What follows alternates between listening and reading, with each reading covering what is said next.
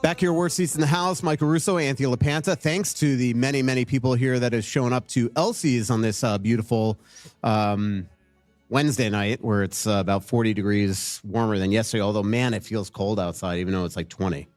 Cold, but a lot warmer. Yeah, warm that's enough. true. I'll be walking the dogs tonight after midnight for my late night walk. Yeah, I did. While you're on the road, I did ask Margot what Phil and Stanley think of the weather, and Phil apparently is not a fan. No, they're not. I made them go, I think maybe the first day of kind of that recent cold stretch, and about halfway through the walk, they both stopped and just looked at me like, "Are you kidding? Our feet are freezing. Let's go." Yeah. So then I left. They don't get walked during the winter when I'm not around, but tonight we'll be back out on the trail. That's awesome. Glad that they will get their walk in. February 5th is our next live show. That's at Splitrocks. That'll be our first February show of the next month. We'll have 4. 3 will be recorded. 1 while he's in Costa Rica. 1 while I'm up at the. I'll do a solo one when I'm at the Four Nations, and I'll be in either Montreal or Boston when he's in Costa Rica doing that show. And then we'll have 1 when we get back.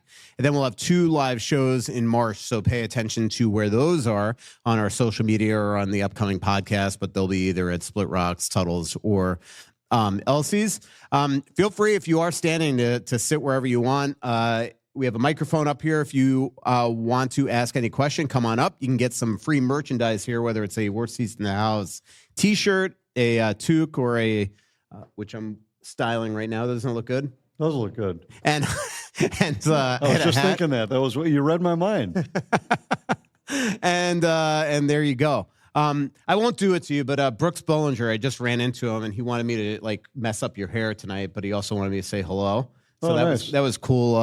He's like, he used to coach or he asked if you coached at Tino. I'm like, no, he's since retired. I have retired. We overlapped 1 year when he was at Hill, and then when he went to Cretin, we ended up, we had some friends that were, in fact, who's now our defensive coordinator, Totino Grace, was the DC at Cretin at the time when he was the coach. So we overlapped at a couple clinics where we spent some time together, and really a great guy. I'm a big fan of his. Yeah, it was cool chatting with him. All right, let's talk about the Wild. Really cool news coming in Thursday's game against the Utah Hockey Club, where Kirill Kaprizov and Jared Spurgeon will return after much longer than either of them wanted to be out. Kirill's missed 12 games. Jared's missed 9. They were on their regular lines today. Kirill with Rossi and Zuccarello. Spurgeon with Chisholm because Brodin's out of the lineup. So Middleton will be with Faber. Merrill will be with Bogosian.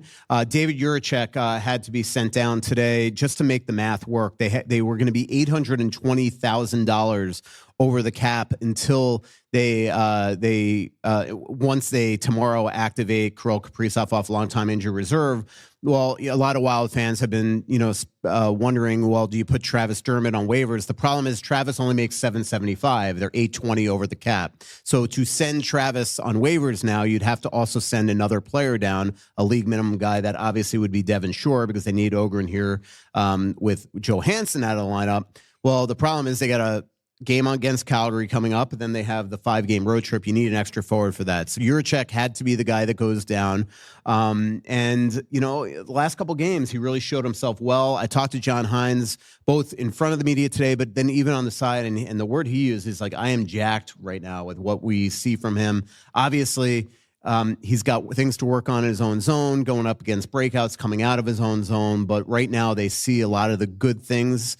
And at 21 years old, you hope that he'll just continue to improve in the minors. Yeah, and I'm jacked to be getting closer to the regular lineup. Yeah. Wes and I were talking after when we were heading to the bus in Nashville after that game, and he just looked at me and he said, it's getting so exhausting calling games where it's not the Wild lineup, where the story is who's out, how much longer is he out, how are they juggling lines to make this fit, how are they trying to make do on the blue line with so many pieces out.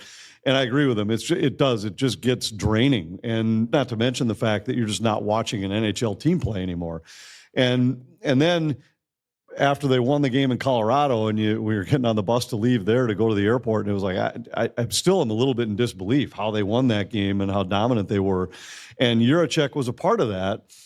I think he's got a lot of work left to do. And yes, I have had those same conversations with John Hines, and there are things in his offensive game that are legit. he can shoot the puck. And Wes made a comment during the broadcast that was the same thing I was thinking. He missed the net one time in Colorado, but the bang with which the puck hit the end glass, Wes just turned to me, he said, that just sounded different. And now I get it. It was a puck that missed the net, but it's like saying that a guy, you heard the crack of the bat on a foul ball or something, and you think this guy's going to be a Hall of Famer. Not going that far, but it's just different. The puck comes off his stick differently. He made the great play on the wall on Trennan's goal in that game. I think he's shown some flashes of the offensive skill that made him the 6th overall pick. And at the same time, there's still 6 plays a night where you scratch your head and say, whoa, bud, where are you headed on this one in his own zone? And Hines has shared those same comments. So I think it was exciting. His best game was his last one. That's a good sign. Now go down, hone the skills, play a ton of minutes, polish up all that, the parts of the game that need work, and then come back. And maybe when he comes back next time, he's ready to stick in the NHL. And we're all like it, not just fans, but all of us that watch the team. Like, you see a guy play that well in Colorado, at least in the offensive side of the ice. And same thing, Ohgren gets 2 assists after being a -4 in Nashville, and you think, all right, these guys are here to stay. Get rid of Goshen, get rid of Merrill, get rid of this guy. That it does not work that way, and it won't continue to work. Like, I remember somebody on Twitter actually said to me, "These guys are here to stay. They're going to get rid of this guy and this guy tomorrow." I'm like, "You want to bet?" Like, that's just not the way it works in pro sports, and they're not just going to, just because Jiricek had one good game, all of a sudden just say, John Merrill, you're out the door. Zach Bogosian, you're out the door. Let's back up even there for a minute. John Merrill was better than David Jiricek in that game. Yep. Jiricek made a play on a goal that Merrill will never make.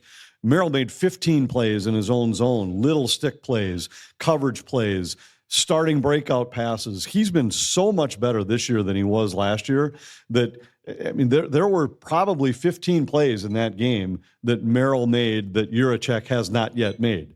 So, yes, Jiricek made a couple offensive plays, but Johnny Merrill's been a huge part of this club and has really played well in the absence of other defensemen. Yeah, John, his first pass is usually, as long as he's not fumbling it, he's one of the Wild's best first pass guys. But he's got stretch passes. He's got their defensive zone coverage down so well that the little plays, the touch pass behind the net, because he knows that if I'm covered this way or I'm pressured this way, this is where the puck goes. He's been so efficient in those areas that it's made him look quicker. It's made him look more efficient than even he really is. And these guys are young kids. Like Liam Ohgren is 20 years old. He will go to the minors when they're healthy, assuming they eventually get healthy. They never seem to just get completely healthy. But if Johansson comes back and they are healthy, Ogren's got to go down. That's just the way the cap works. And that's just a fact of life right now. So the lines are starting to look much more NHL-like, where all of a sudden Trenyan, one game after the winning goals, back on the 4th line, just because they want to keep, because Ohgren played well with Gaudreau and Foligno the other day. They want to go there. Hartman's starting to play better. He's back up on the 2nd line with Eric Sinek and Boldy, and then Rossi back with Zuccarello and Kaprizov.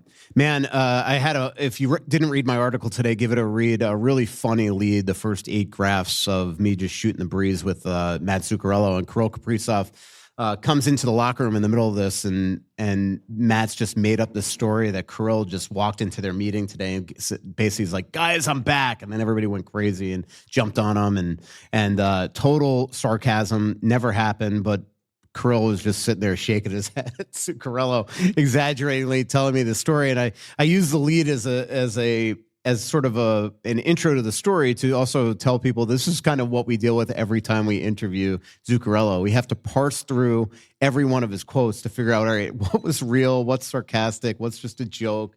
And in between, you get really good quotes out of it. So Zuccarello was really funny in that story. That Nashville game was interesting because I know that because they got beaten handily, everybody just thought that they went into that game and didn't have their eyes on the ball because they were looking for redemption against Zach LaRue.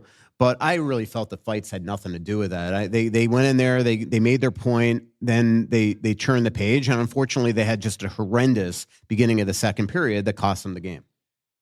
Yeah, and I thought their defensive zone coverage was off, maybe as far as it's been off in any single game this year.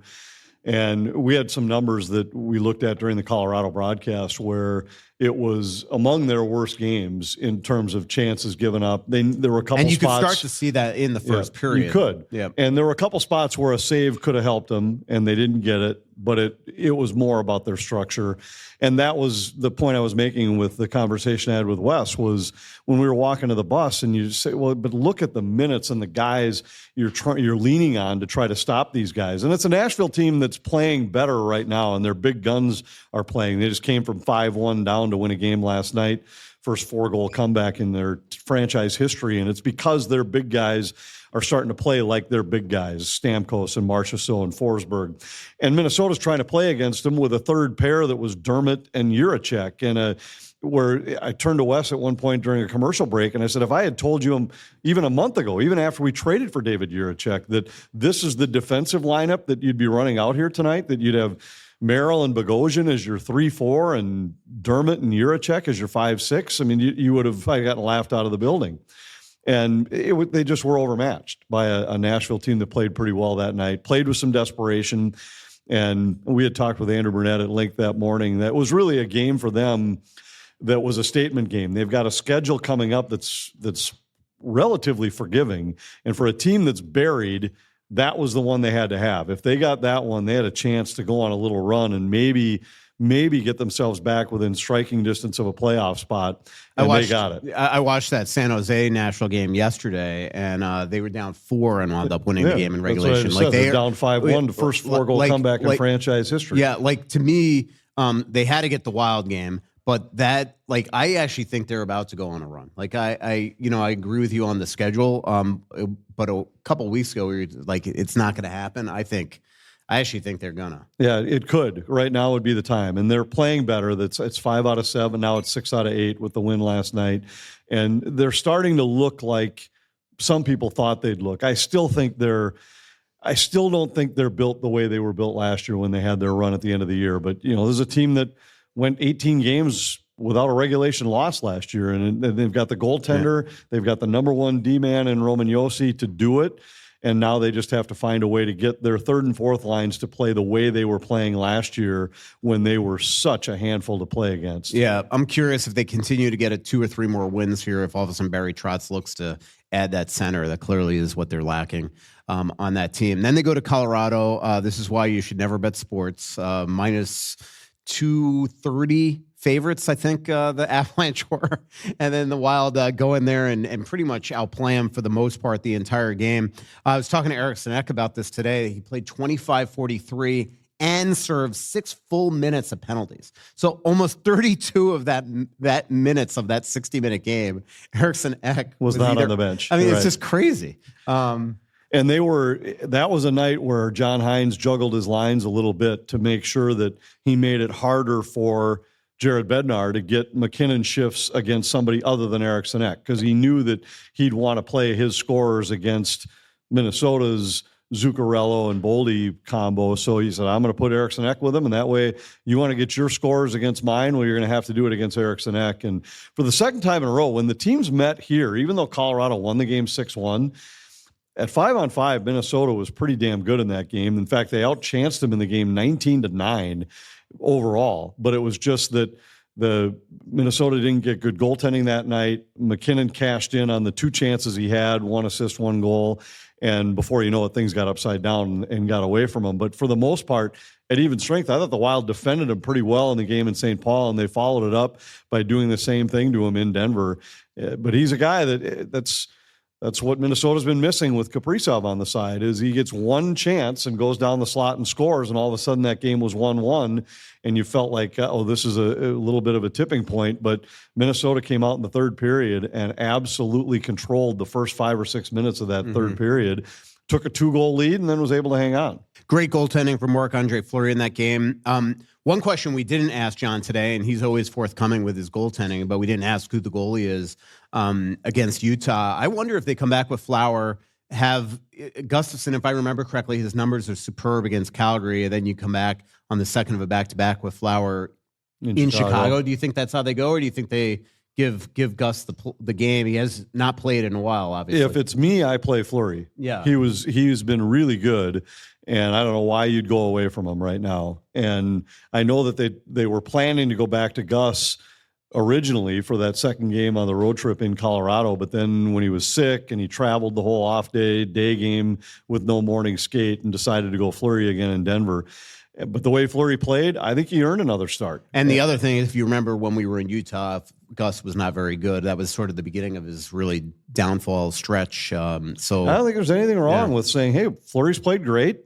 Every other guy in the lineup we talk about, if he plays well, he stays where he is or gets more opportunity. Why not do the same thing in goal? Even though Gus has been your guy, Fleury's been great. So play him in this game and split the back-to-backs and then reevaluate. Yep, 19 goals in Gus's last 4 starts, but we haven't seen him in a while because of the illness. The other reason, like you pointed out, what he was doing with Eric Sneck, putting him up there with Zuccarello and Boldy, right? But the other thing is, I wonder is like, I think Jared Bednar, after watching that Nashville game, was looking at that Eric Sneck, Hartman, and Ohgren line and just be like, I am going to give them a steady diet of McKinnon and John realized I better change something because that line really struggled against Nashville, as did How about the turnaround for Ohgren? He goes -4 in Nashville and then 2 assists and a +3 in Denver a couple nights later. He just looks much more confident. He does. I thought he was great in Denver. Yeah, I'm not so certain. I mean, I know you just said, like, hey, as soon as Johansson's back, he's going back down. If he plays like he did the other night, I wouldn't be shocked if all of a sudden it was earlier in the year they didn't want him playing on the 4th line. But if he plays that well, I'm not sure why you wouldn't at least consider keeping him around. Now, but you could send down your extra forwards or your Shore. You could even send down a Husnudinov or somebody like that. If he plays as well as he did in Denver, that's all I'm saying. It's not I thought he was terrific in that game, and not just because he was on the score sheet. I thought his speed was a factor. His shot was a factor. Yep. He just looked like a guy that looked like he belonged in the NHL. Yeah. Obviously, cap will have a lot to do with the Ohgren. You got to factor in Ogren's bonuses too. Like there's a lot that goes into the cap calculations right now, and contracts always rule the roost. But usually something happens by the time. We always talk like, what are they going to do with this and this and this? They never get fully healthy. Yeah. Something always happens. Well, they got a lot of questions have you had about what are they going to do with all these defensemen now? Well, this year should be the reason why you never ask that question again. Right. Just when you think you have enough, go get another one, because where they found themselves this year at a time where everybody thought they had a glut, too many defensemen in the prospect system, and now all of a sudden they were picking up one guy in waivers, making a trade for another guy just to get 6 defensemen in your lineup. And it's going to be interesting what happens this offseason. They're going to have to make a decision on whether or not they qualify and re-sign Declan Chisholm. But, you can't just assume that Zev Boyum is just going to come in, make the team right away. Like, he's a very different player than Brock Faber. Brock Faber was older when he came out. He was more pro-ready when he came out, bigger, different role, all that stuff. Like, there's no guarantee that Zev, even if he made the team next year, is going to wind up needing time in the minors. So they're going to need defensemen and have to make those decisions. Obviously, they got Jiricek and Bogosian's coming back. Players like that. I know Joe Smith's going to be doing a big story on Zev Boyum in the next week or so. He sat down with him. He actually hung out with him the day after the game. Unfortunately, Zev couldn't come to the game in Denver because they had practiced at the exact same time on that Monday. But Joe stayed a little extra in Denver and got together with him, and is going to be doing a really, really big story. Wanted to talk to you about the whole McDavid situation. Again, we talked about officiating ad nauseum last week. I know that, we talked a lot about the Connor McDavid elbow on Marcus Johansson, but the reality is that Vancouver game, one of the 2 refs, by the way, same ref as we talked about last week. Here McDavid is getting, basically, what Connor Garland's trying to do there. There's 20 seconds left in the game. He's just like, who cares if I take a penalty? I'm just not going to let Connor McDavid beat us right now. So he just decides to wrestle him. And finally, no arm goes up. Connor loses his temper and cross-checks him right in the face. Tyler Myers then did the same thing to Evan Bouchard. Both of them get 3-game suspensions. But you and I talk about this a lot, about stars in the NHL just not getting the benefit of doubt from officials. And, I want to watch Connor McDavid on the ice, not Connor Garland. Well, and we right. want to watch Kirill Kaprizov on the ice, not get, have to drag guys to the net and all this stuff. And it just seems like this is the one league that allows, lesser players to sit there and take advantage of stars. And finally, Connor clearly snapped that week. But to go back, I also think there are times where guys like McDavid, as the elbow to Johansson's chin as an example, are allowed, they get away with stuff like that because they think, Connor McDavid would never do that. Well, he did. It was a cheap shot. He cheap shotted Johansson. He knowingly threw his elbow out to hit him in the head, and knocked him out of the lineup for, I'm not saying he was trying to hurt him, but he for sure was trying to hit him in the head, and he succeeded. And that should have been a suspendable play. It would have been for most players in the league. And I don't know about we talked about this last week. I think we both agree for sure. Penalty. Right. I still don't think it was a normal suspension. No, but it was a penalty for certain. And now in this case, yes, I don't know how officials stand there and watch as Connor Garland climbs on top of Connor McDavid for 15 seconds. You are there to officiate the game, not to decide when the rule book should be enforced. Enforce the rule book. Yeah. That was a penalty. And there were a couple of those that we saw in the Wild game in Denver. The Middlestad hit was interference. 100%. Jakub Lauko was skating, looking the other direction. The puck's nowhere to be found, and Middlestad hits him. Now, inadvertent or not, it's interference. Call interference. And in this case, they allow this to go on so long that McDavid does lose his mind. But McDavid is human and therefore needed to be suspended for that. It was a vicious cross-check to the head. Yeah. That's without a doubt, that's a suspension. And I've heard some other people talk about the fact that why do we want to see Connor McDavid suspended? Well, I don't care if you want to see him suspended or not. He cross-checked a guy in the head. That's a suspension. Yeah. And it can't matter who you are if you do something that dumb. I wish the official would have called Garland in the first place. And yeah, we'd all rather watch McDavid play than Garland. But the bottom line is they didn't call a penalty that doesn't make a cross-check to the head. Okay. To your point on and we see it so much in the league. I don't understand refs that just watch this stuff happen. We saw it in Vegas. Boldy nails Mark Stone with the cleanest hit imaginable, but super hard. And the referee, Graham Skilcher, just allows Zach Whitecloud to go up and attack Boldy. And Boldy got hurt on the play, went to the bench in discomfort and things like that. And he's just watching it happen and nothing is called. Well, there's that. And the other part that drives me crazy is that they allow some retaliation. Then when the retaliation finally gets to a level that they don't they take them both. Now they'll take you both. Well, you had already decided you were going to let the first hit go. Yeah. Now, just because you watched this guy punch him in the head 4 times, now you're going to decide that, okay, on the fourth punch, that now makes the hit that happened 15 seconds ago a penalty. Yeah. That's just, it's asinine to me. If the first hit was a penalty, call it a penalty. If you decide to let it go, then the retaliation can be called by itself. Yep, agree with you.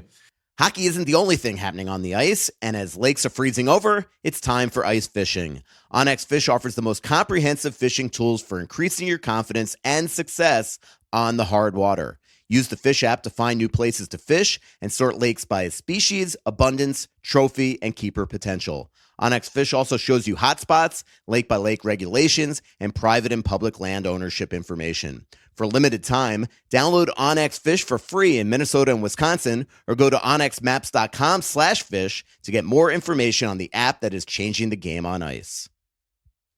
Save smarter and grow your funds faster with a certificate from Royal Credit Union. Royal's 4.25% 9-month certificate has no minimum opening balance and a locked-in rate for a guaranteed return at maturity. Open a 4.25% APY 9-month certificate at any Royal office or online at rcu.org/certificate saver. Early withdrawal penalties could reduce earnings and principal. APY accurate as of 12/5/24, insured by NCUA. Hey, have you been dreaming of a lake cabin lifestyle with boating, fishing, and family fun in northern Minnesota? Well, lately I've thought a lot about how cool it would be to have a getaway like so many Minnesotans. And if you're like me, you probably think that owning your own lakeside getaway is beyond your budget. Well, if you think lake cabin real estate prices keep going up, well, think again. This is Russo, and I'm here to tell you there is an affordable way to enjoy a cabin lifestyle and all that goes with it. And yes, I said affordable. I founded a Clamshell Beach Resort, which is located on the Whitefish chain of 14 lakes for you and your family to enjoy. Here's how. Clamshell has lake homes that offer deeded fractional ownership, and the keywords there are deeded and fractional. You own it. Imagine having 5 weeks a year to enjoy Clamshell with its beaches, pool, and lodge that's full of kids' activities. Is golf your game? There's a great golf course right across the road. Like winter sports? Well, you can go ice fishing, cross-country skiing, or snowmobiling right out the door at Clamshell. And there's no maintenance, no grass mowing, no snow removal. It's done all for you. And you can own a share of Clamshell Beach Resort at an affordable price. To learn more about ownership opportunities at Clamshell Beach Resort, go to cottagesonwhitefish.com or contact Pat Egan at 612-220-9819. That's cottagesonwhitefish.com or Pat Egan at 612-220-9819. Leighton, first question of the show. I'm going to give a contrarian take on the Garland thing. So, it was 6-on-5, right? I think so. Oilers got the puck. Why not just take McDavid out? Because they're not going to get an extra attacker if they call a penalty. Right. They're probably not going to touch the puck to get a whistle. Right. And you take McDavid out. This is actually, and this is one thing that I plan to talk to the league about when I'm at the GM's meetings and the GMs about, is that to me should be, because to your point, like Connor Garland was genius there. Like, who cares? There's 20 seconds left. He knows that it's a delayed penalty. So even if they put the arm up, unless Edmonton's throwing the puck away, they're not going to get a whistle. Like, to me, at that point, the refs should be allowed on that play to just blow it dead and give the Oilers an offensive zone face-off power play with 20 seconds left. When you know that is what the other player is thinking of doing, because he realizes that, well, who cares? The game's over. It was kind of when Bogosian was just burying guys. At least he did it sort of cleanly, but it was the same thing as jailhouse rules. Like, to me, that's one where if I think the league should allow, if you're calling a penalty and you're Wes McCauley and Chris Lee there, that you should be able to just blow it dead. Because to your point, and that's what a lot of people have made, is that essentially, it's the butterfly effect. You don't know what's going to happen, but essentially they're saying, well, he still would have cross-checked him in the face because there wouldn't have been a whistle anyway. And so I just think that they should be able to blow it dead there, and not if you know it. I think that's a tough one because but it's the same thing as judge. I know what your point is, but let's just say they decide to blow it dead, and the team didn't want it because they thought they had a scoring chance. I think you'd run it's a tough line to.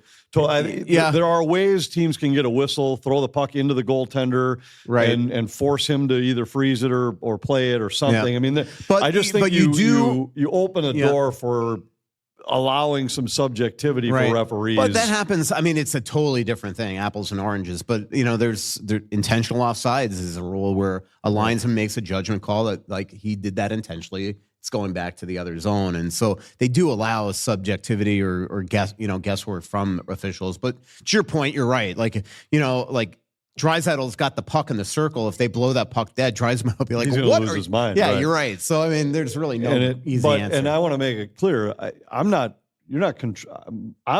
upset with Connor Garland. I'm upset with the referee who let it happen without calling it. If I'm Connor Garland, have at it. We've seen so many other guys do the same thing. How many times do we watch Alex Pietrangelo hammering away at Wild players in the final seconds in front of the net, knowing that worst case scenario, I take a penalty, but there's 10 seconds left. Maybe it doesn't get called, and if it does, they get a 10-second power play. Who cares? So, I think it's I'm not going to say a smart play, but a shrewd play by Connor Garland. It just should have been called. Yeah. Question. For Jiricek, when he came over, much was made about his skating. How would you say in the small sample size that his skating is? Well, I think in the offensive zone, clearly, I made a joke on Twitter the other day that it was a tough day for the Jiricek can't skate crowd. I think a lot of it's because of his size and his hunched overness that he looks awkward. I mean, his crossovers going backwards sometimes could be, hairy, but I don't think this guy can't skate. And I certainly don't think that Andy Ness can't work with him for a summer and make him a lot better. Like, I trust Bill Guerin, Chris Kelleher, and all their scouts that endorsed this trade way more than a bunch of Columbus Blue Jackets fans that tell me that he can't skate. That's simple. Yeah, I agree with that. The only thing I'd say, too, is that sometimes knowing where you're going makes you look faster. And I think that's probably what was lacking in his game in the past. And so the Wild have looked a lot faster when they're moving the puck efficiently, when their breakouts are clean, when their paths are direct, when that makes everybody look faster. And I think we're probably looking at a guy that, while confused in his own zone, looked even slower than he really is. And so I don't think, like, in my opinion, and I'm far from an expert, I don't look at him and think that guy will never play because of his skating. I don't think it's necessarily his strength, but I don't think it's his undoing. But I also think, like, his stick handling on that one goal by Trenyan tells you the guy can move. I mean, he can, he when he is going forward, he looks like he could play the part. It's just there are areas of his game. He's a raw player. He's 21. He's coming over from the Czechia. He's a raw player that just needs to be coached here. But there's a reason why he was, in his junior years, was dominant and heads above all his counterparts, and why he was so good in World Juniors specifically. He can shoot the puck. Yeah, absolutely. So right, I think there's a question. lot there. Do you think we're going to get a slight haircut on a Kirill deal simply because he's missed so much time and he's probably not going to be in contention for the Hart at the end of the year? No, I don't think that has anything to do with it. I think if you get a haircut on it, like I think if I actually joked about this with somebody with the Wild the other day, that this might be the best thing for him to get him to sign, because I'm doing this giant agent poll, and I've talked to like 25 agents in the last couple of weeks, and we've talked a lot about Connor McDavid's contract and in comparison with Leon Draisaitl, because a lot of us heard that Leon was going to go sign somewhere else as a UFA. But when all of a sudden somebody puts 14 million times 8 on the table, are you going to risk catastrophic injury and not sign? And I think that's the same thing with Kirill right now. It's like when all of a sudden the Wild throw 120 million on the table this summer, are you, even if he's saying, it'd be kind of cool to play in Dallas or Chicago or Florida or New York or wherever, like when all of a sudden that money's sitting there, are you really going to say, yeah, but I'll sign it in a year? You're always one torn ACL away from everything changing. So I think this is a good wake-up call to him that, like, hey, especially if he has a chronic issue here, I might want to sign on the dotted line. I don't think it has anything to do with how he's not going to win the Hart. They know how incredible he is. The one issue that I will say that is a quandary that I'm going to talk to Gary Bettman about tomorrow, actually, is and teams are going to start, for the first time ever in about a month or two, they're going to announce the cap early, but they're not just going to give them 1 year. We're hearing they're going to give actually 1 or 2. And the big reason why is that right now, Colorado doesn't know what to do with Mikko Rantanen. Rantanen's sitting there and saying, well, Draisaitl signed for 14. They're saying, well, McKinnon makes this, but his agent's saying, well, the cap's going to be 110 in a year. So he's like, I'm not going to just sign for this. It's the same thing with McDavid and Kaprizov coming up in 2 years. If the cap is 110 million in 2 years, like, you can't just sign him now for 12 or 13 if 20% of the cap is X in 2 years. So I think that is the one issue that all these teams have to contend with right now. And I think that if that cap is 110 when Kaprizov's up, the Wild will be lucky to get Kaprizov at 15. That's just a fact. Yeah. I think they will get a little bit of a haircut because, a haircut might not be the right term, but the number was going up, and he was going to be a $14 or $15 million a year player. If he had continued and led the league in scoring with 140 points and won the Hart, I'm not so sure that number wouldn't have bumped a little. So maybe they don't really get a haircut, but it probably stands status quo. But I think the point you made at the very beginning is the one that I keep coming back to, is the Wild can give him an extra year, and that extra year is a big deal when you're talking about this amount of money. Because if you say 8 years at 15 and that's 120, that means somebody else has to give 17 a year at 7 to make that number, maybe 17 and a quarter. I don't know exactly what the math would be, but it's a lot more. So the Wild have the ability to give him a bigger package than most teams elsewhere could match. And I think if you put that in front of them and say, do you really want to see if somebody else is going to go 17 and a half or 18 per at 7 years next year so that you can bump that number up? I just don't think it's worth it. And the other thing is that I think Kirill's got to realize too, you can't get 20% of the cap if you want this team to continue to, he should see right now what this depth has been like during this pain year of Parise and Suter, pain years. and be like, well, you know what? I'm not really helping if all of a sudden I'm saying I want 20.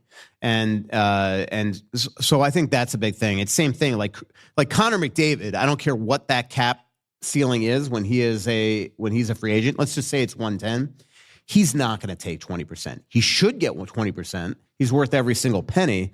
But he also knows that with Draisaitl at 14, him making 16 or 17, that they want to win cups. That's what his goal is. And so I think that he's going to realize that I got to take a little less to make sure that we could have a quality team around me.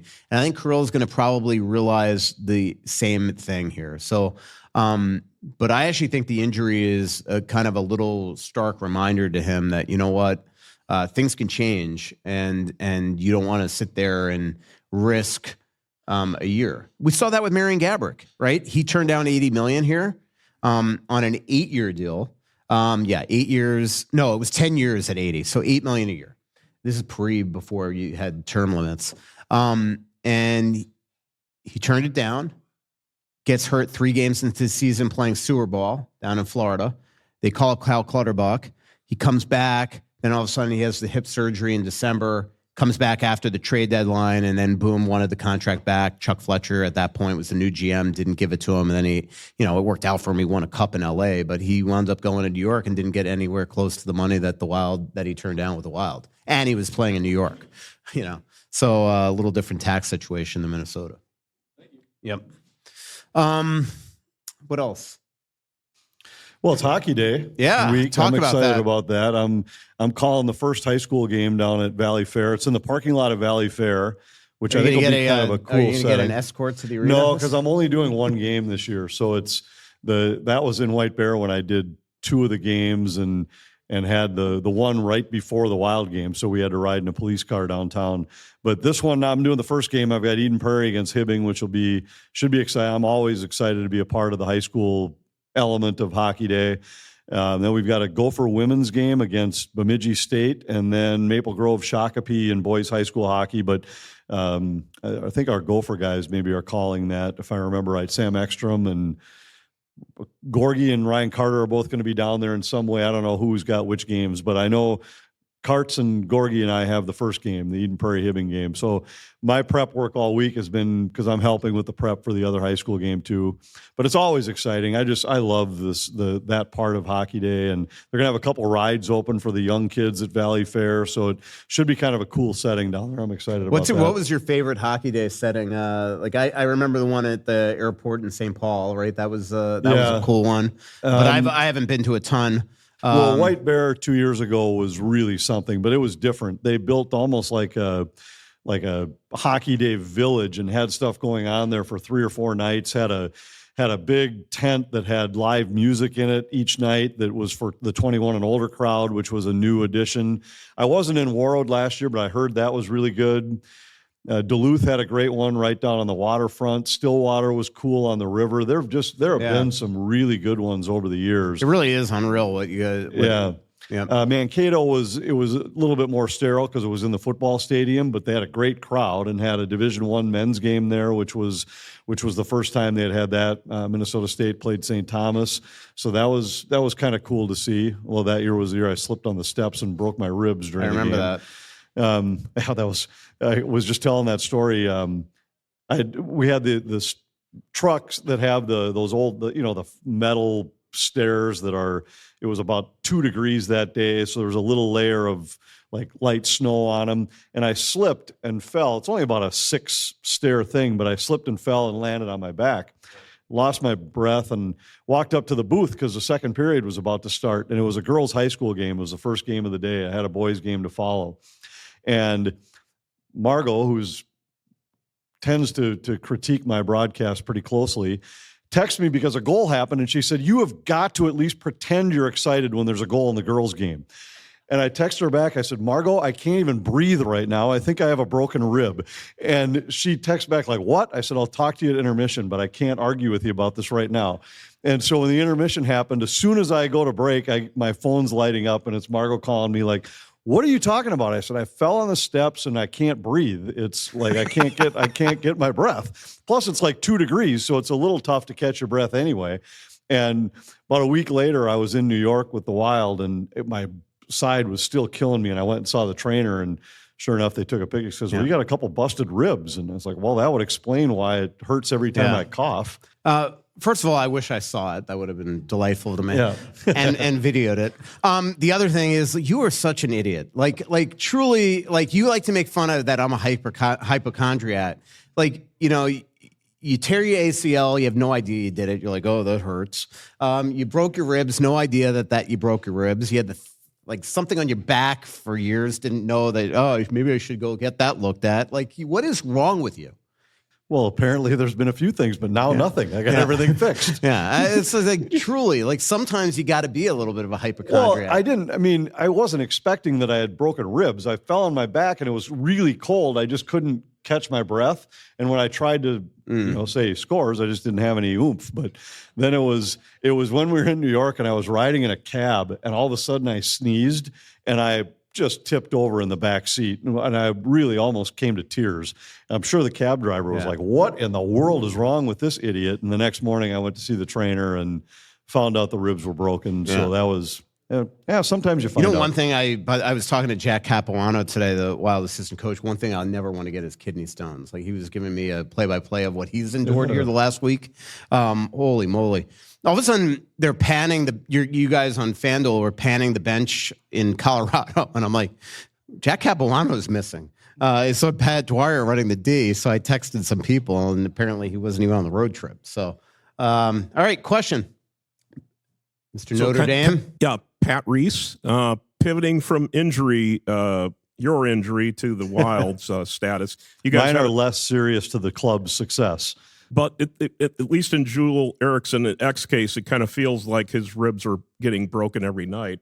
That guy, by the way, like I was basically chirping him in the locker room today. He's always playing hurt, and then today you weren't at practice, were you? No. Today he just goes into the corner, somehow hits an edge, and was anybody at practice today? This guy slammed into the corner boards, probably going 25 miles an hour. Like, I'm just like, what is with you? Like, can you just go through one day of just not getting yourself in trouble? So you had an interesting answer to a question in the mailbag about Eriksson Ek, Spurgeon, and Brodin. Yeah. And the quantity of games there. Yeah, by the way, we figured this out. Of games. Remember our conversation last week of averaging? It is my numbers actually were pretty accurate. If you prorate 82 game seasons, how many of these guys miss a year? It's Spurgeon's about 16 and Brodin's about close to 20. So in the case of Spurgeon and Brodin, and with what appears now, and again, as you mentioned earlier, it'll last for a few seconds and then it won't be that deep, but perhaps a deep array of defensemen, particularly as we look towards maybe next year. Do you foresee, in the case of Spurgeon, him playing out the full length of his contract?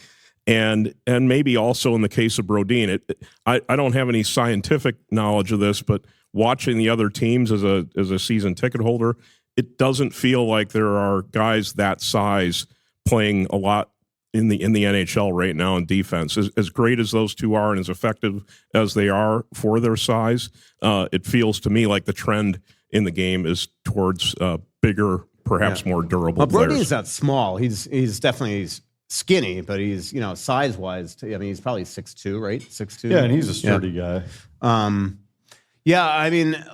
I think we've discussed this a lot where, in the playoffs, this team doesn't have a lot of success. We always wonder why. But to answer your question, I do think they play it out. I don't think Spurgeon's ready to retire. When he's in the lineup, he's outstanding, at least in the regular season. I think at 35 years old, with his injury history and his contract, he's not easily tradable. And same thing, Brodin, he's always kind of be careful what you if you miss him, it's huge. So, well, the only thing I'd say is that most of their injuries have not been the durability kind. Brodin blocked a shot and broke his foot. I mean, that could happen to Brock Faber tomorrow. And that doesn't mean he's not durable. It just, Spurgeon got cheap shotted into the corner boards. I mean, now they have had some where it's been a hit or something, but not all of them. And so I don't know that I'd be concerned about that. It's kind of interesting. It's one of Vinny's thoughts for today was, if you had to say right now, who are the Wild's 6 defensemen on opening night next year? I mean, just one thing on your, like, I don't disagree with you that other teams, blue lines, like, you look at Florida, like the teams that are winning the cup are bigger, grittier, things like that. But the Wild have made their beds with their contracts, so you just got to fill out around them. That's why Bogosian, they look at as being somebody very valuable, why they gave Jake Middleton the extension. And Boyum isn't a very undersized guy, so there's going to be more coming. Why they traded for Jake Jiricek. So I think that Bill Guerin recognizes sort of what you're saying, but he also is saying, like these guys are here to stay, so we got to work it around them. And maybe the 7th and 8th, as you guys were stating in how great Merrill's been, they become even more important going forward as Spurgeon gets older. Right now, if I had to guess on next year's thing, opening night, top let's just 6. say it's Middleton, Faber, Brodin, Spurgeon. I think they're 100% here. Yep. So now you have Bogosian that's going to be here. You have Jiricek that's probably making the team. So the question is, who's your other left shot D? Is it Zeev Buium? Are you re-signing Declan Chisholm? I don't know about that yet. My guess is actually not. That'd be the way I'd lean right now. So then I think you have to get another defenseman. So I do think that there's going to be, but I think that 6 or D are pretty much known right now.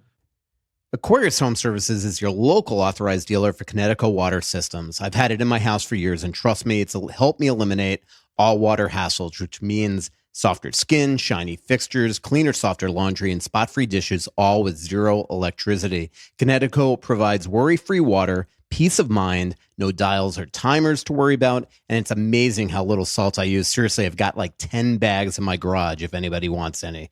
Plus, under my sink, I have the K5 reverse osmosis water system for great-tasting water and, most importantly, coffee, which, as everybody knows, is a must for any healthy sports writer. Right now, you can get up to 25% off a whole home system and start with a free water analysis today. Just go to AquariusHomeservices.com and you can schedule your free water analysis. Aquarius, earning the right to be recommended. And don't forget to mention that Russo sent you. We love supporting local businesses. We love working with local businesses. I started buying stuff at Twill in the Edina Galleria a long time ago. When I started this podcast network, I was really hoping I'd be able to work with Scott Dayton, the founder and owner of Twill, and I was lucky enough to be able to do so. Now my closet is pretty much all Twill stuff. I don't get free stuff. I don't get discounts. I don't ask for discounts. I go there and pay full freight because I want to support a local business also because the stuff is awesome. Just bought a fresh batch. I'm about to go on a vacation with my wife. Everything I'm packing is Twill stuff because it wears well. It's comfortable. It doesn't wrinkle on planes. It doesn't wrinkle in suitcases. It comes out looking good. It wears like iron, and I'm never going to have to replace it. It's just so simple. Everything from casual shoes to dressy shoes to golf stuff to dress stuff to suits. By the way, you get everything tailor fit, which really helps me out. And everything from, gopher stuff to winter stuff to summer stuff. They just have everything. So go to twillmn.com, sign up for email updates. They won't send you anything unless they have a very specific event they want you to know about. They won't spam you. And go in there and say hello. Tell them we sent you. It's just a pleasant group of knowledgeable people. They are experts at what they do. It's the best men's clothing store in Minnesota. Go check out Twill online and in person in the Edina Galleria. Want to keep the party going without the next day regrets? Well, say hello to Giggly THC Beverages, your new social sidekick for good vibes and an even better taste. No alcohol, no bad decisions. Just THC-infused cocktails, seltzers, and teas packed with natural ingredients and superfood extracts like ashwagandha and ginseng. Whether you're clinking cans at a backyard bash or just chilling with friends, Giggly's got you covered. Ditch the hangover, sip something smarter. You can find Giggly THC Beverages at over 500 locations, including Total Wine, MGM, Cub Foods, Top 10, and many more. And because we think you're going to love it, we're offering 50% off your first order with code Giggly North. That's GIGLI North. Shop now at giggly.com. No alcohol, no hangover, just giggles. So you think it'll be the third set you'd have be Jiricek and Bogosian on opening night? No, well, that's what I mean. I think that if Jiricek is making the team, Bogosian's actually going to have to be your extra, and then you have a left shot D, maybe it's Boyum. Or do you go with Bogosian on his offside? Right, so what's your call? Yeah. What's 5-6? I would say it's Bogosian and Jiricek, because Bogosian is somebody that they're not just going to get rid of, and they're not going to not play. All right, I'm going to say it's Boyum and Bogosian are the 5-6 on opening night next year. I think there's a lot of internal pressure to when you give up this type of thing to put Jiricek on the team and not be the 7. And that all could be true. Yep. But this my guess is that'll be your top 6. And then if Chisholm and Jiricek are your extra defensemen somehow, some way, I think you got a great defensive core. Right. I don't know if it's possible. Yeah. Back to Eriksson Ek. I read in another website today, he needs to change the way he plays. I think that's an unreasonable request to him. But what, if anything, can you envision for him for durability's sake as he starts to get older and remains obviously such a critical part of the Wild's identity? Boy, I wouldn't want him to change anything about how he plays is why he's who he is. And I think what'll be really interesting right now is how does Eriksson Ek's game look for the next, let's say, 4 weeks, with now back with Matt Boldy? He's looked off playing without Boldy. We had the numbers the other night. When he and Boldy play together, their expected goals for is 72% for the season. When it's Ek without Boldy, it's like 52. When it's Boldy without Ek, it's under 50. But when they're together, it's 72. And so let's see what happens with their games here over the next few weeks. And I just think you got to just let him play as he plays. And if it means that he misses 8 games once a year, or maybe 12 games or whatever, because he gets cross-checked in the head that goes uncalled, I mean, what are you going to do? You got to let him play the way he plays. I think the most interesting thing is how, as the years go on, his role might change. Like, as they get better up front, as Urov comes, you have Rossi here if he's re-signed. They're going to probably sign Brock Nelson. Is he a center? Is he playing wing? Where does that eventually move Eriksson Ek to the third line if you have, say, Rossi and Urov in front of him, or a Nelson playing on second or third line? So we'll have to see. I think that's more. He's never going to change the way he plays. But I do think a third line guy that plays 18, 19 minutes a night, which is a lot for normal third liners. And I just think his style of game, though, lends itself to he's going to be in pain for a lot of his years coming up.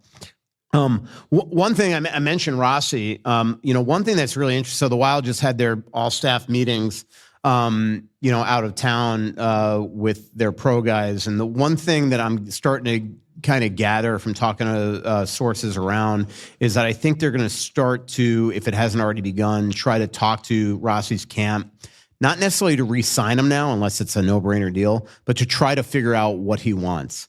And if it is going to be $8 or $9 million or something, on a long-term deal, that really could dictate his future, not necessarily in this season, but certainly this summer. If he's willing to take Matt Boldy's deal, which I can't see any way he would, if like he right now would take 7 times 7, we'll have a press conference tomorrow. But Boldy signed 7 times 7 2 years ago. As I've mentioned, like to me on a long-term deal, Dylan Cousins 7-1 is going to be the first thing out of his agent's mouth. So I think that's it. Or can you get him on a Byfield type bridge deal? I think all that's going to, they need to start to figure out, to plan their summer. What does he want? Is this something we can get done now if the price is right? Is this something we can get down right when the season's over?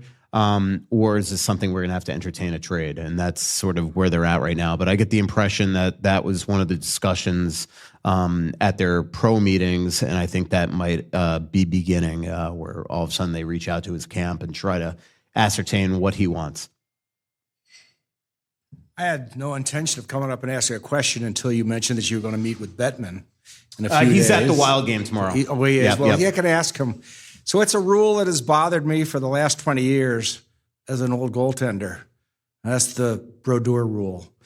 And that I think that if a goaltender has in his skill set the ability to skate, and stick handle, and move into the corner, I think he should be able to do that and to get rid of the trapezoid.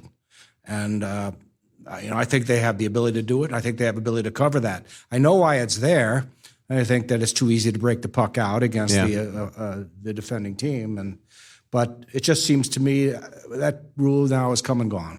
Well, especially because now it seem like every team skates the puck into the offensive zone. Like the dump and chase game is largely gone.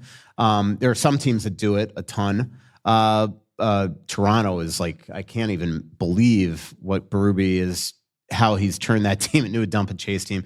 But the reason why it was put in was because, and I covered those games. My God, they were horrific. Like I love Brodeur, but you covered a Florida New Jersey game back in the day, and the Panthers dumped the puck in, and Niedermeyer and Scott Stevens and Brian Rafalski didn't even retreat to get the puck because they knew that they would literally peel off to the high half wall and just wait for Brodeur to get it and send it out. And so they would stand up at the blue line, so you couldn't skate the puck in. You dump the puck, they wouldn't even go retreat because Brodeur was just breaking the puck out. You could not get any sort of forecheck against the Devils back in the day. And so I understand, and I liked them putting in the rule, but with the fact that teams have certainly changed the way they played, it might be something to talk about.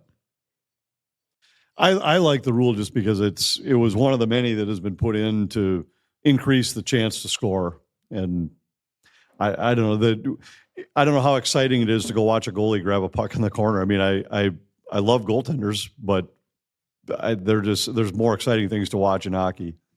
Other than when Mike Smith used to go get it and then turn the puck over every other time.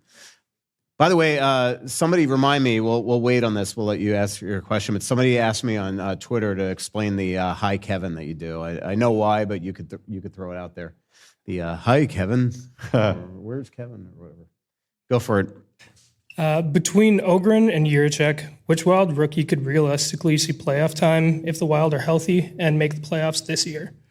And also, is there any way Buium plays in the playoffs this year? I mean, there's a way. Yeah.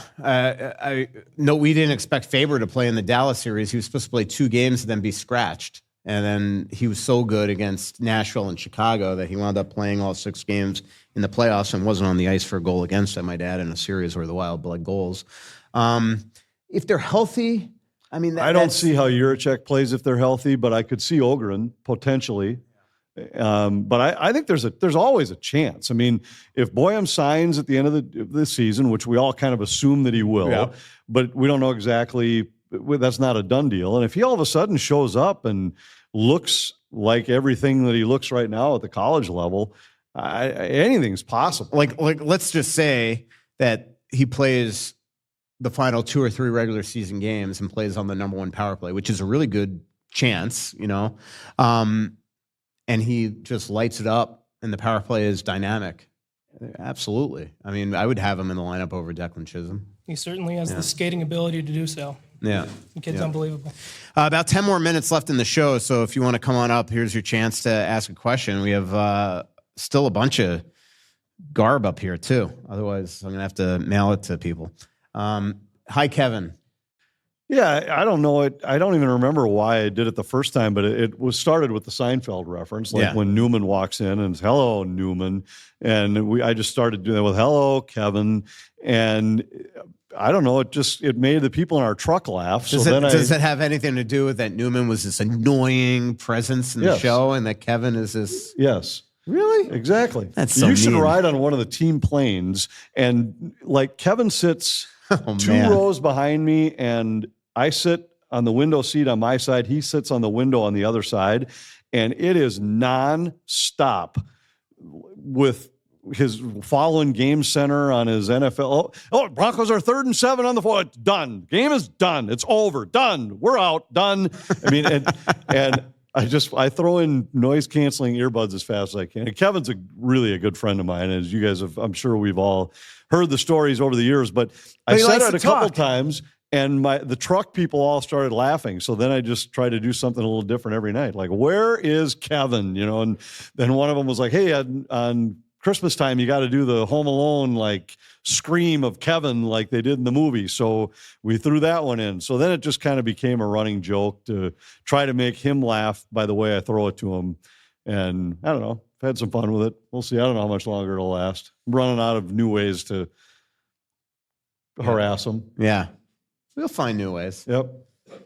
I got a question about contract negotiations and what's preventing NHL players, especially star players, from sacrificing $1 or $2 or $3 million and not feeling the need to be the highest paid player in the NHL or top 5 highest paid, taking that pay cut, allowing a team to sign a veteran player or a depth player in order to chase a cup if that's their main goal. Yeah.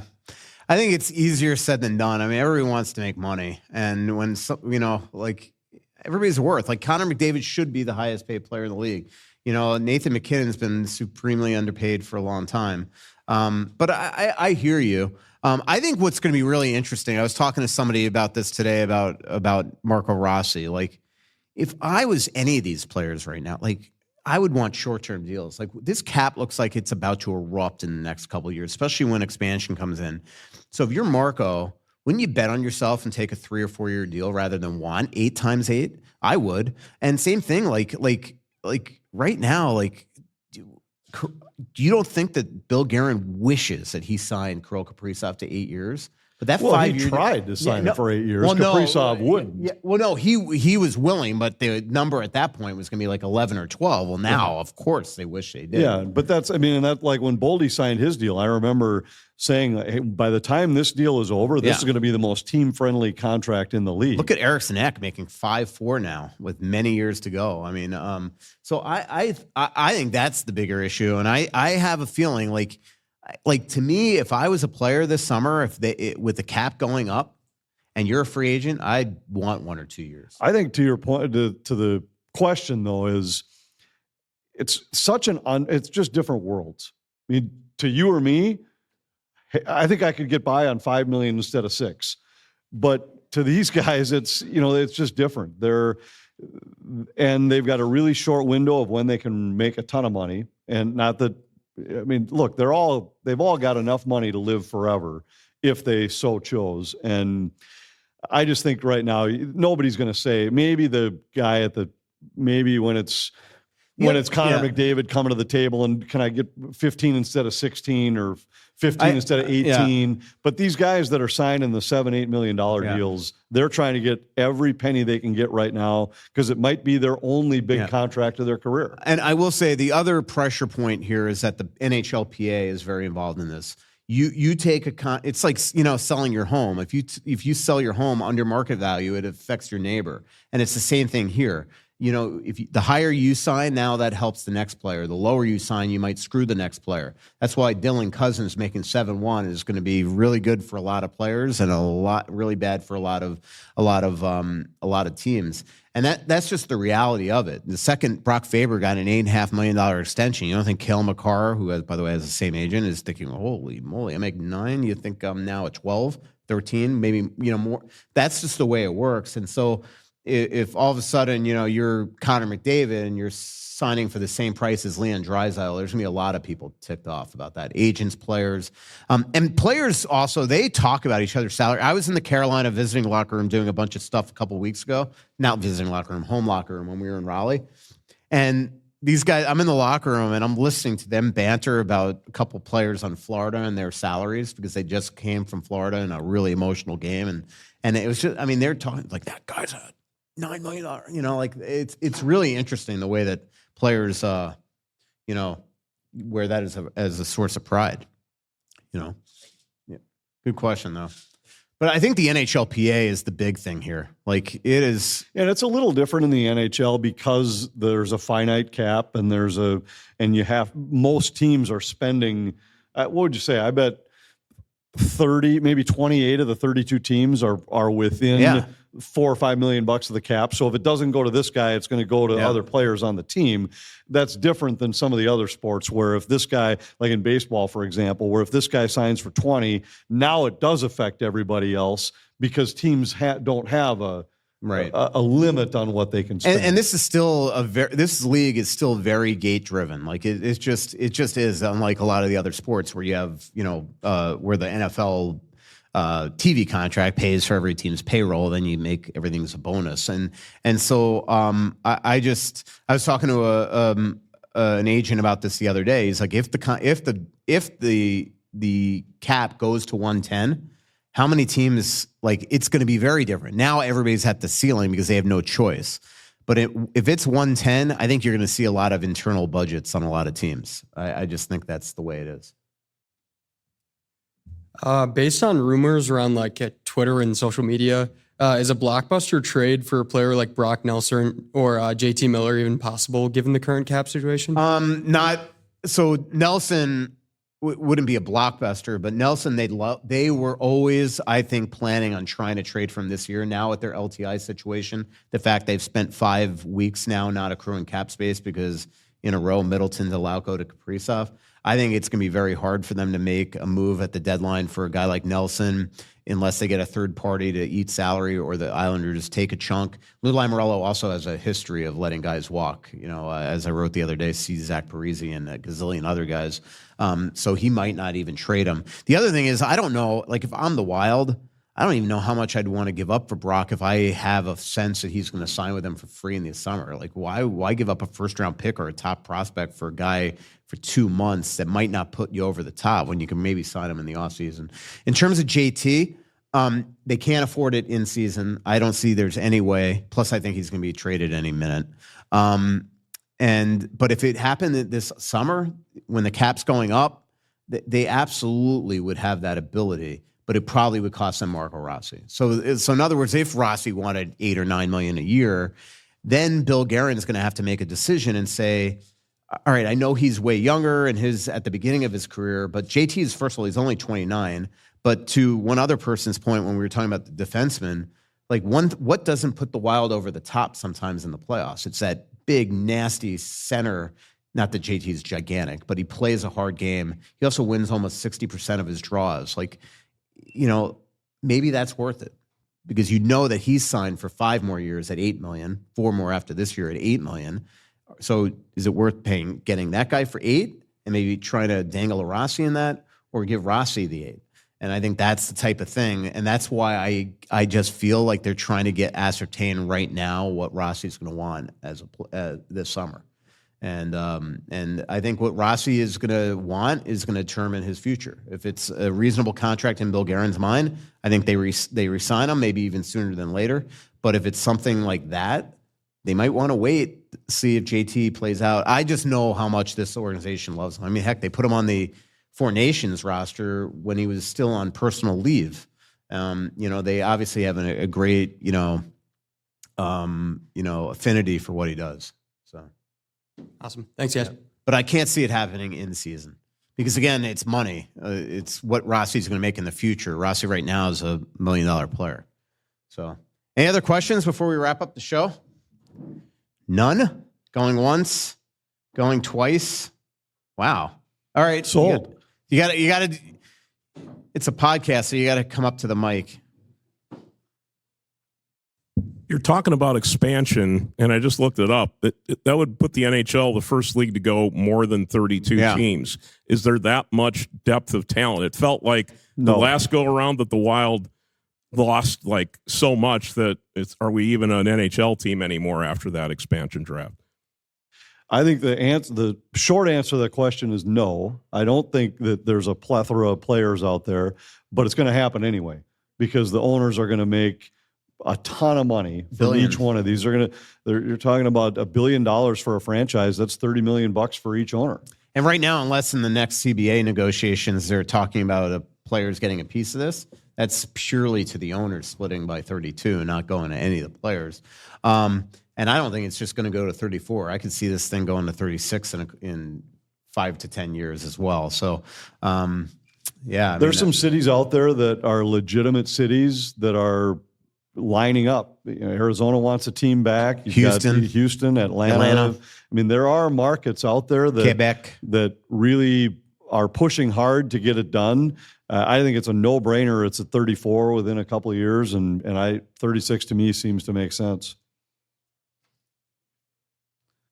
I talked to an agent the other day that for this thing I'm doing that is convinced that there's going to be 2 other expansion teams, Houston and say Atlanta, and that at some point Winnipeg's going to be sold back to Arizona, that the league wants to get there so much, and that Winnipeg's obviously struggling right now. All right, a couple more, then we'll wrap up. How do you two feel about the Charlie Stramel pick in the 2023 draft, given his polarizing production over the last 2 years? Well, I mean, he's playing really well this year. I mean, it was 23 points in 25 games. I mean, he's having a good year. He's Against good teams, too. Yeah, lately. I mean, 2 goals, 1 assist against Michigan the other day. I mean, look, obviously he's always going to be compared to Perreault, because we're assuming that the person that the Wild passed up in that draft, which they admitted to, we're assuming that it was Perreault, which I think it was.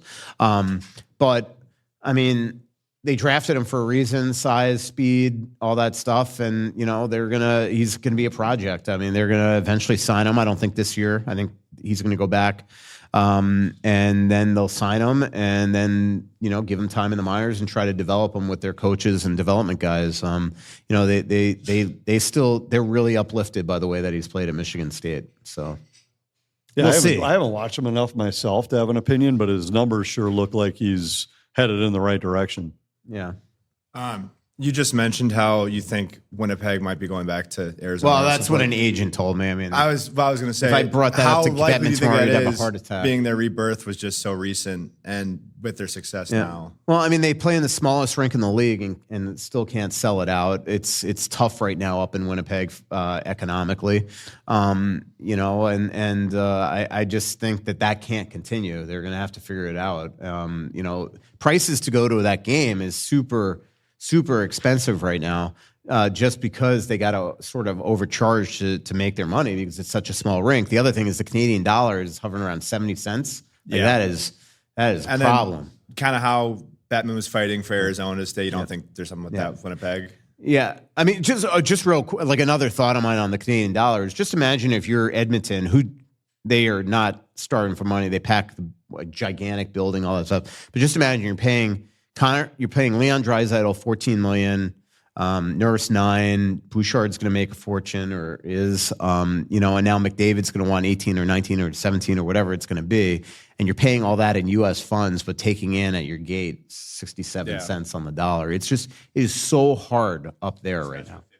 Yeah, so I'm talking Edmonton in that one, but so. I don't know. I mean, this is speculation from an agent. It's certainly they're not concerned informed. about it though in Winnipeg. No, they were last year. I know that there were some big stories. Chris Johnston, he was doing the story when we were up there together, and I know they're worried about it. I don't know how precarious they are right now. I don't think they're like on the verge of going dark or anything, but they do have to figure it out. And that it's unfortunately the downtown area in Winnipeg is dying, and it's been more and more desolate the last couple times we've been up there. I don't think they've recovered from COVID particularly well. Hopefully it gets revitalized, because I do think it's a market that will support a hockey team, and the fans that are there are into it and it's passionate, and it's kind of a fun rivalry for the Wild. Yeah, wouldn't necessarily be opposed to replacing Winnipeg with Phoenix on our travel schedule during the winter, but that's just my personal opinion. And that's, I think, the issue with